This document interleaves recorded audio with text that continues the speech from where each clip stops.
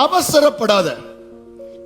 Don't be impatient. ஏன்னா நிறைய நேரத்துல ஆண்டவரை நம்ம எப்படி ட்ரீட் பண்ண ஆரம்பிச்சோம்னா, நம்ம இந்த ஸ்விக்கி ஜொமேட்டோல வேலை செய்யற நம்ம பிரதர்ஸ் மாதிரி அவரை ட்ரீட் பண்ண ஆரம்பிச்சு எப்ப பார்த்தாலும், அண்ணா எப்போ வருவீங்கன்னா, bro where are you bro, ஏன் ப்ரோ இவ்வளவு லேட் ஆகுது, எங்க இருக்கிறீங்க ப்ரோ, எப்போ கொடுப்பீங்கன்னா, ஆண்டவரை ஒரு டெலிவரி மேனா எப்ப பார்த்தாலும் எப்போ ஒரு அவசரத்திலேயே நீங்க இருக்கிறோம். ஏன்னா டெலிவரி லேட் ஆகுது.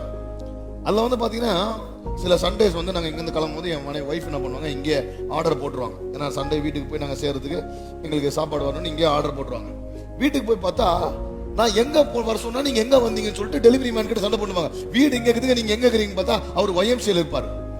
ஏன் அவர் YMCA அப்படின்னா, எங்க மனைவி வந்து இங்க ஆர்டர் போட்டிருப்பாங்க, இந்த அட்ரஸை போட்டிருப்பாங்க, அவர் இங்க வந்துட்டு இருப்பாரு. ஆனா கோச்சிக்கிறது யாரு, டெலிவரி மேல ராங்கான அட்ரஸ். ஏன்னா நம்ம அவசரத்துல ஆர்டர் பண்ணிருப்பாங்க, அவசரத்துல ராங்கான அட்ரஸை கொடுத்துட்டு டெலிவரி பண்ற ஆள் மேல நம்ம கோச்சிக்கிறோம். இது டெலிவரி பண்ற ஸ்விக்கி ஜொமேட்டோ பிரதர்ஸ் மட்டும் இல்ல, கர்த்தர் மேலயும் அதேதான். எப்போ வரும். ஒரு காரியத்தை ஞாபகம் வச்சுங்க, கர்த்தர் நமக்கு கொடுக்கிற நேரம் நிறைவான நேரமா இருக்கும், கரெக்டான டைமா இருக்கும். இது வர்த்தடா வெயிட் பண்ணதுன்னு சொல்ற அளவுக்கு கர்த்தர் சரியான நேரத்தில் நமக்கு செய்து முடிப்பார். அவசரப்படாதீர்கள்.